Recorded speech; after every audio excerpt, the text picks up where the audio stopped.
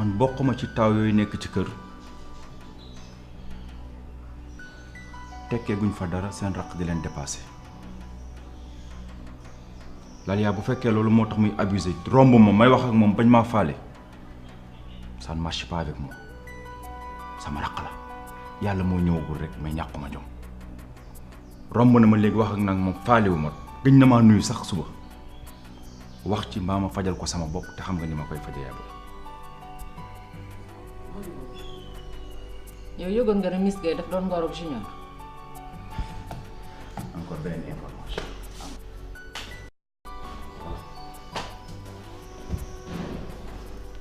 kon Junior daal da ngeen ko bàyyi mu dugg ci kër gi di def lu ko neex parce que lan certes am na ay suu yu mu fi dugal.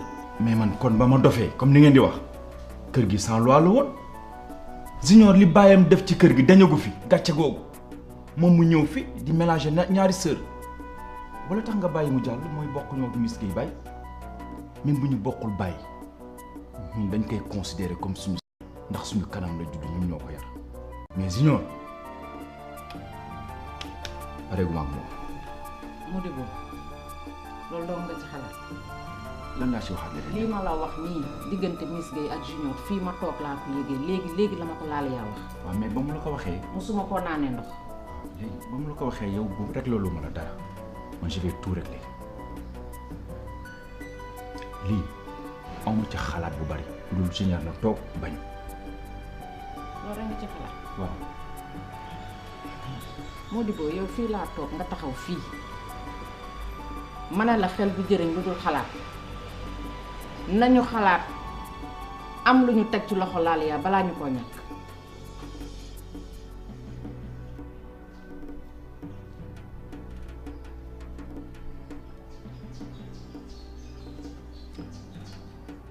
maa ngi def loo ma yorewul walla sama xel dem nit ci loo ma yorewul waaye lu mënta ñàkk fa mu am naa ci xalaat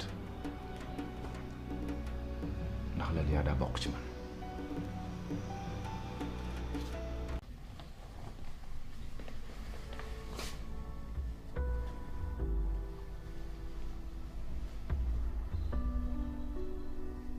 lu raam nga ba toog ci chaise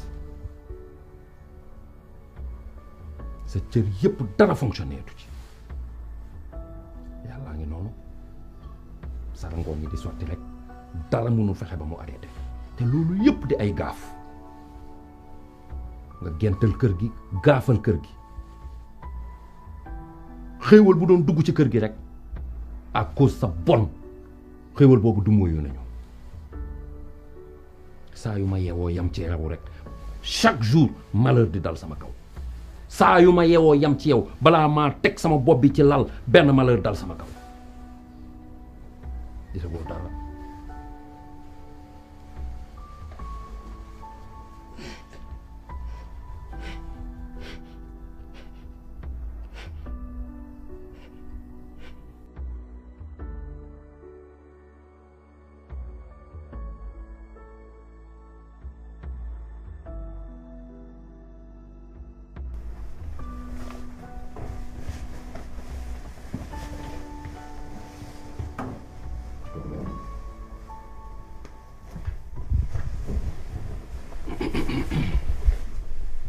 waaw man am naa surprise ci gisaat leen defe naa ni tànku jàmm ngeen di dox ndax bi ngeen fi mujj a ñëw indil woon ngeen ma këyit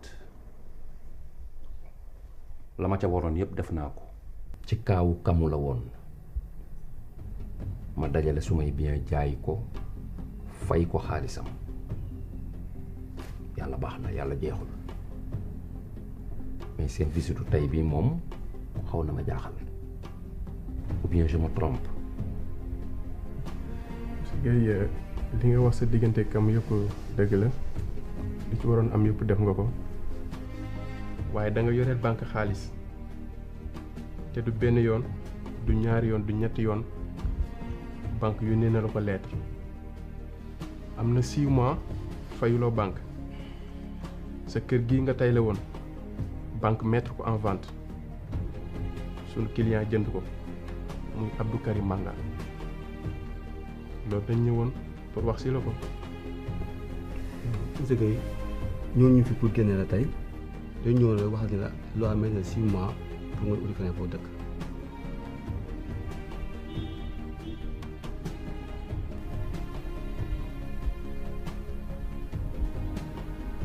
d'accord mën naa fee dëkk 6 mois baax na dégg naa la ngeen wax. bu dee da nga am lenn lu la ci jaaxal nga wax ñu bu ñu demee ñu rendre ko compte. merci donc monsieur Guèye.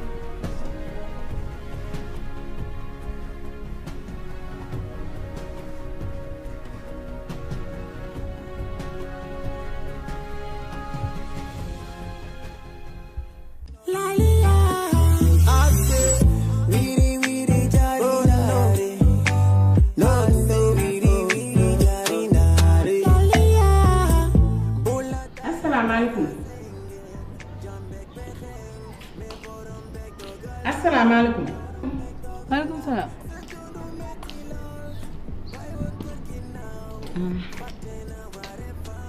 Lalia. naa def. yaa ngi ci jàmm. alhamdulilah. waaw dama laa soxla woon. man. waaw yow laa soxla. egsi.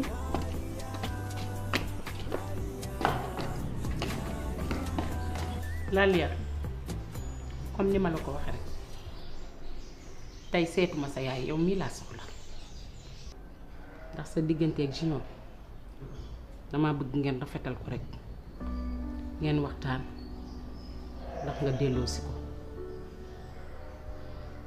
Junior étape bee mu ne du ndey du mbokk du xarit kenn mënu ci dara ku dul yow mii toog su ma sañoon na nga jóg ñu dem nga waxtaan ak moom ndax jënd na billet avion ba pare nee na day dem laaj naa ko fu mu jëm mu ne ma xaw ma ko taman Junior bu ma xamul fu mu dem ba mu dem yoonam man fan laa jëm benn bii rek laa am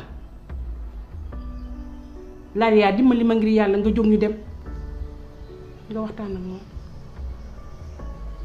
man de àdduna bi sax dama cee jaxle boo defee lii ñu ne la lee nga def lee ñu ne la lii xanaa du yow yaa doon toog fi di ma ñaan njëkk ne naa bàyyi sa doom nga ne sama diggante ak moom dafa impossible tey nga toogaat fi nga ne mën naa dem wax ak Junior man du lu may mën te Junior sax sama diggante ak moom mënatut a ne ndax danoo waxante lu ñaaw ba pare te lu ñaaw loolu mënatut a defaruwaat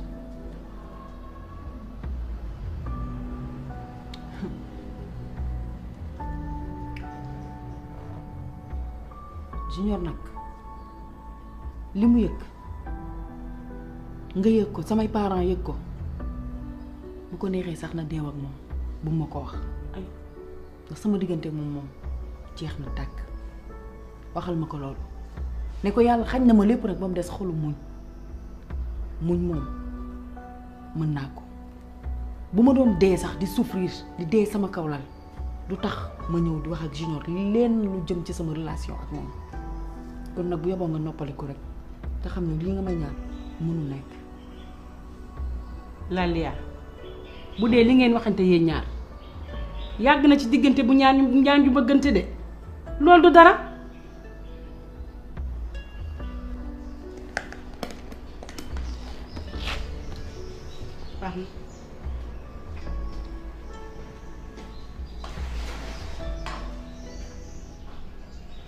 Ah, excuse-moi, Sierra. Bonjour, monsieur Ndiaye. Oui, vas-y. Ouais, ministère des Mines, nous avons envoyé un projet. Ce qui concerne le pétrole et le gaz.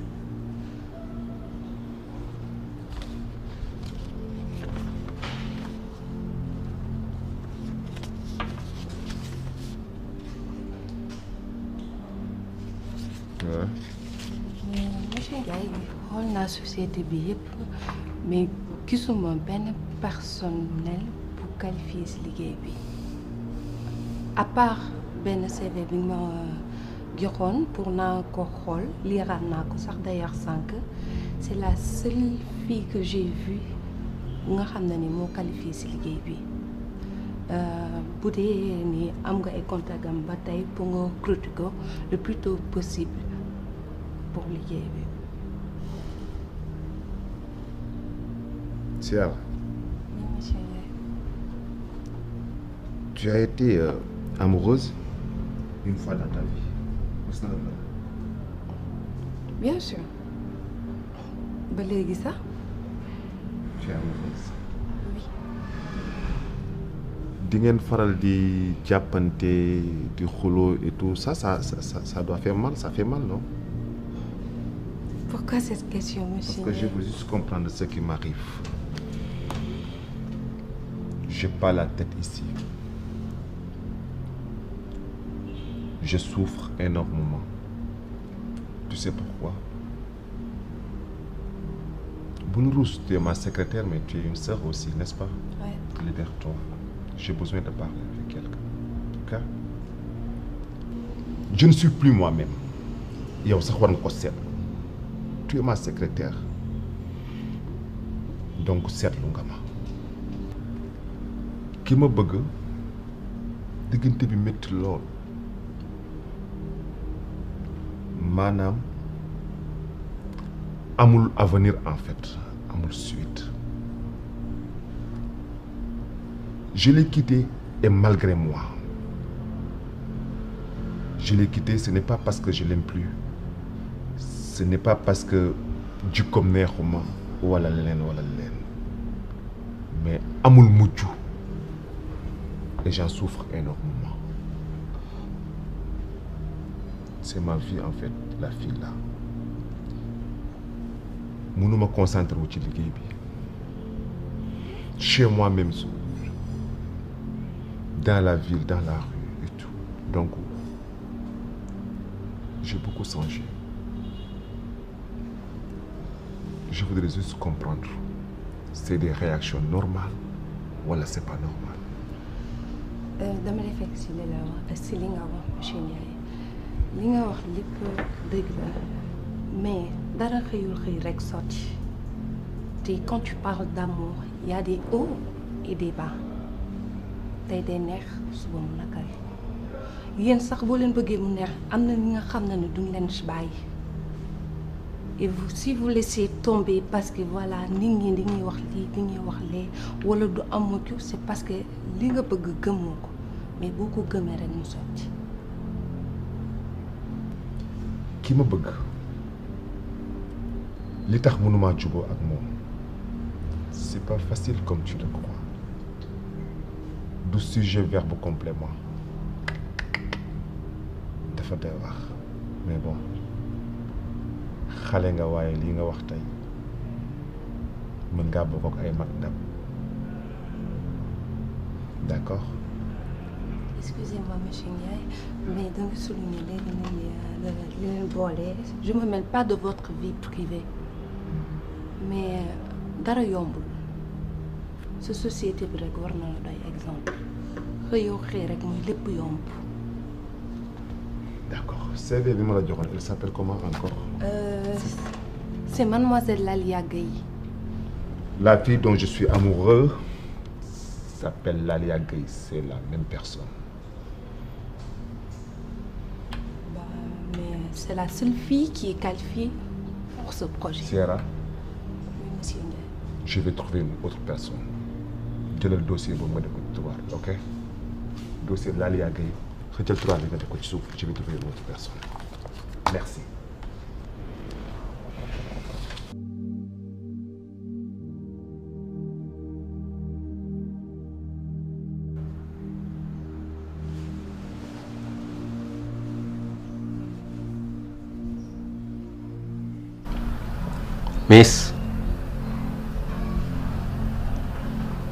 Miss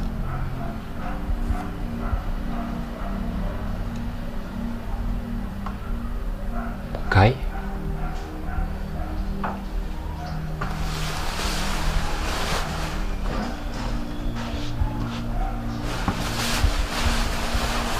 loo doon def maa ngi woon sama wetu yaay.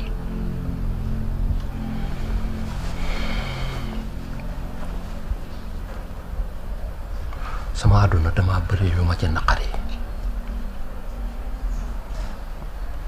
ay mbir yu dajaloo sama kaw perturbé sama àdduna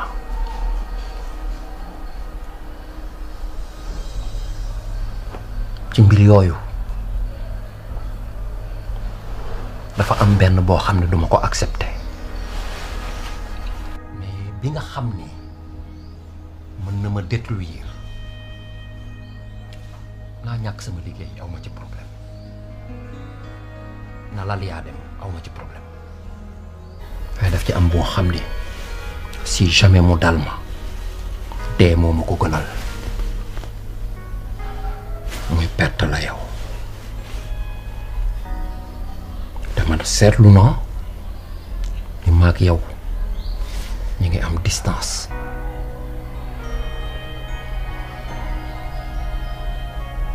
nga wax ma wax bu ma jaaxal te naqari ma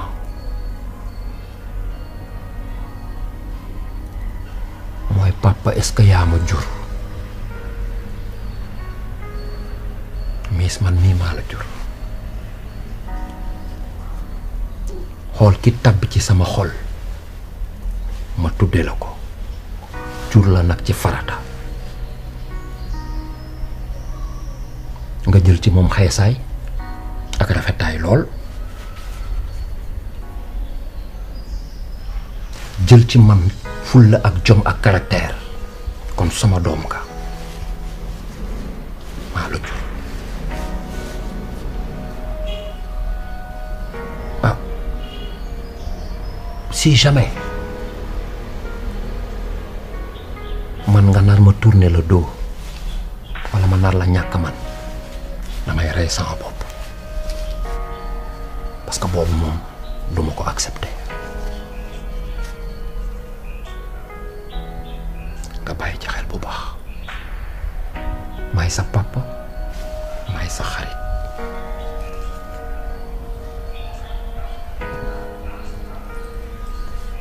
dalalal nga sama xel bu baax ndax duma la ko nëbb de dem naa ba ci Modibo laaj ko lan lañu bokk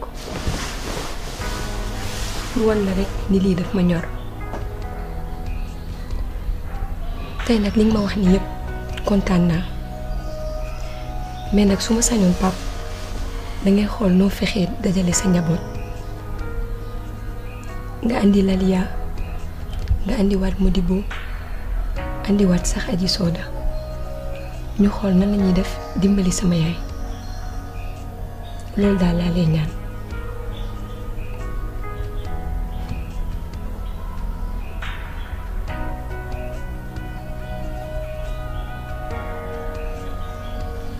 Miss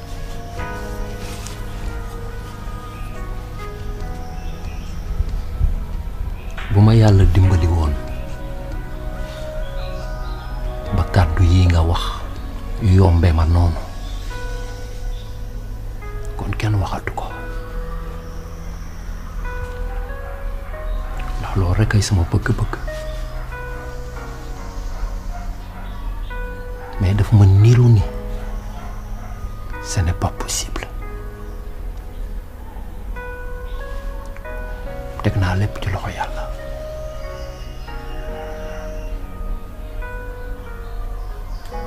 yow bu ma la amee lépp mën naa koo dékku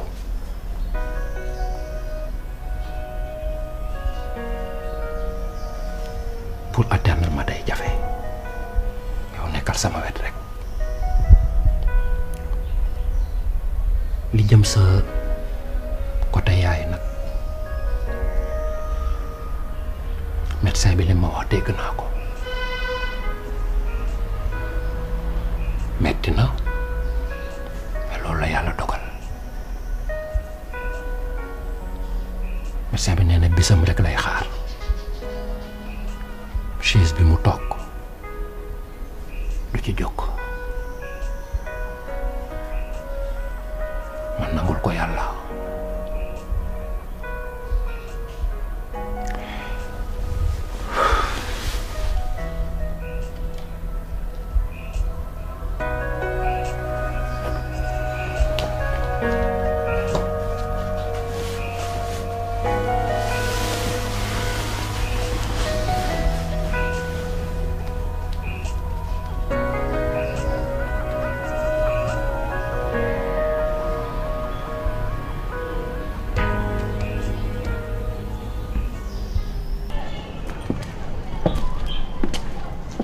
Modibo, ça va? Ça va Sey? Alhamdulillah. Ani Lalia? Lalia ngay seet? Bien sûr. Lalia ngay seet? Ani Lalia? mu ngi ci salle bi. Merci.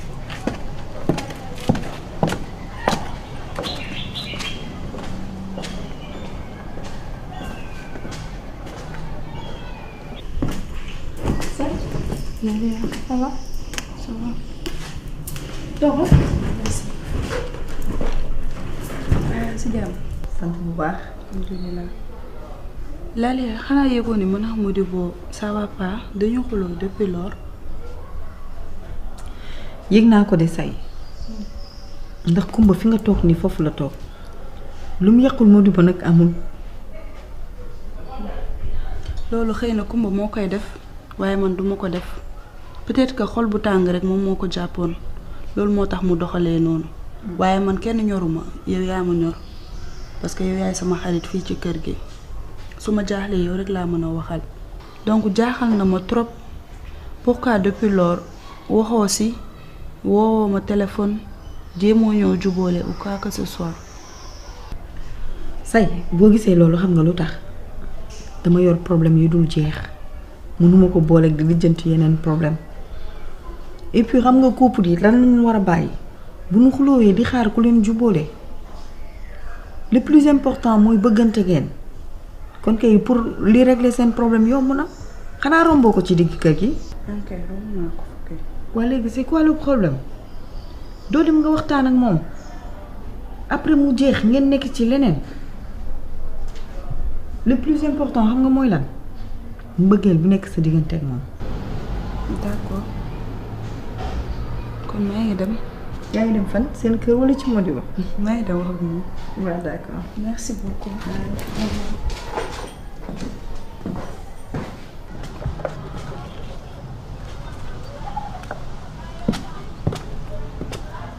Modibo maa ngi dem. Sey, il est dans la vocation de la femme d'éduquer l'homme par son regard, son attitude et ses pensées. Elle doit l'aider à accomplir les actes les plus nobles et les plus généreux.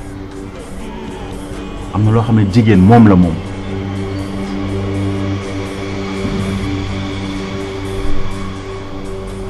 dama ko koy bàyyeel muy sago. Modibo, je t'aime Sey. l'amour ne vit que de confiance. Et moi, je ne vis que pour toi. C'est vrai.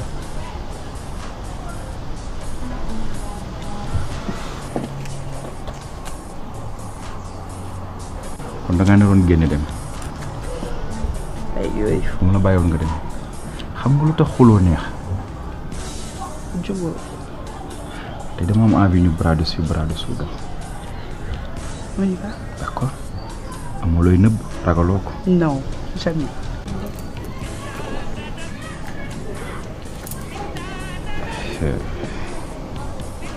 xuloo bon.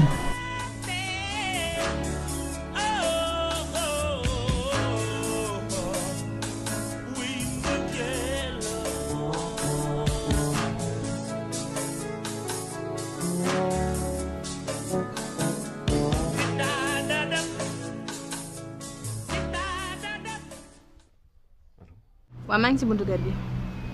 Exil, exil. ok d'accord.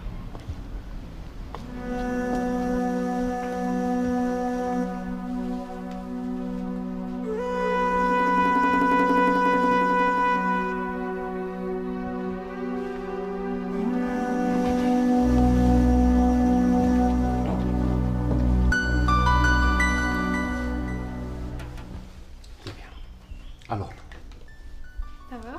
ça va bien. Alhamdulillah.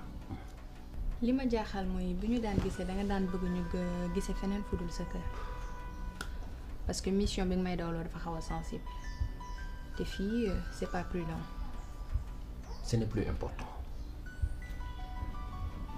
man mag laa te duma magu cuune man tout se passe ici waaw kër gi fi mu toll nii man rek a fi ne je peux dire que ni man rek a fi ne sama jabar bi fi nekk mi ngi ci dund diggante dund ak dee te xam naa léegi mu dee laisse tomber elle est nouvelle. xam naa ni nouvelle bi ma lay indil moom nouvelle bu neex lay doon. tant mieux.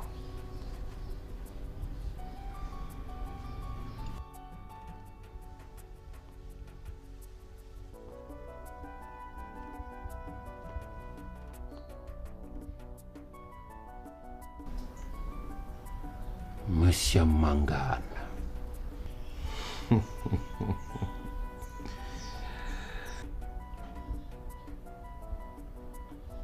Enfin te voilà, Monsieur Mangane.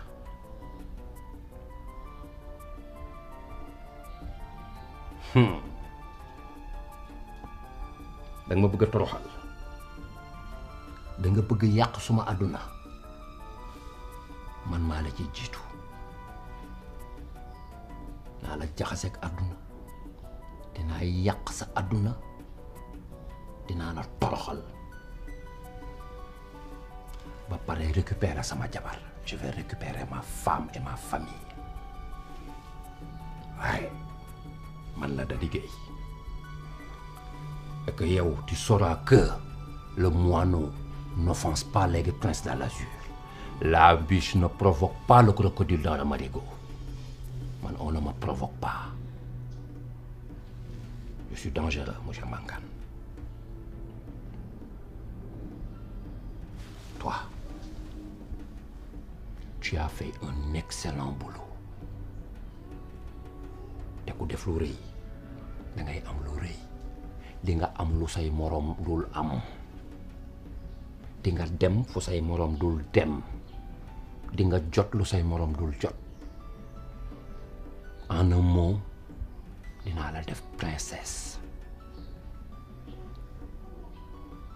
sur des fractions de seconde sa àdduna dinaa ko changer. bu dee lii tamit doyul ma indi yeneen. Non, là tu as fait un excellent boulot. Aïe.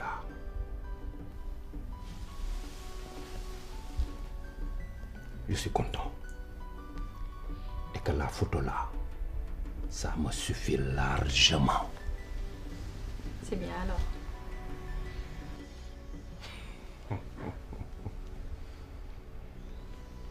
Good job. Kaay ma gunge la gisante ak yow.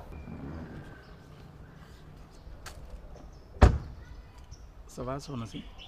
Ça va yaa ngi ci jàmm. bi may romb léegi dama la gis nga toog après may retourné waat isaat la nga toog mbaa du dara da nga am fooy dem ma yóbbaale la wala. Non, du dara, merci. Ah bon, du dara. Xam nga ñëw ma déposer la de. C'est gentil. Ok, merci.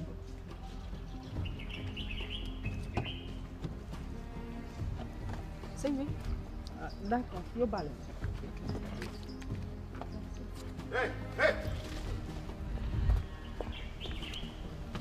waaye génn fii waay yow. C'est quoi ça? nga ne lan waxuma ak yow nga ne ma c'est quoi ça xamoo lan la lan moo sa yoon ci kii ba nga koy yóbbaale amoo koo yóbbu nga dem sa yoon kon yow laay waxal. Ah bon kon lii la kii nga may jëndee. yow bul fàtte ne man bàyyiwuma la de yow yaa ma bàyyi ba pare di ma topp ci mbedd yi pour lan la. topp ma la dama doon ñibbi yow ba ma la bàyyee dama cee fekk si xanaa na mu ci yebu sala ku la ca ba max nga jël la kon lii tax lii yambar bii nga may jëndee yambar bii kii nga may jëndee. kon sa alal la. sa yoon nekkul ci sa waa sama alal la.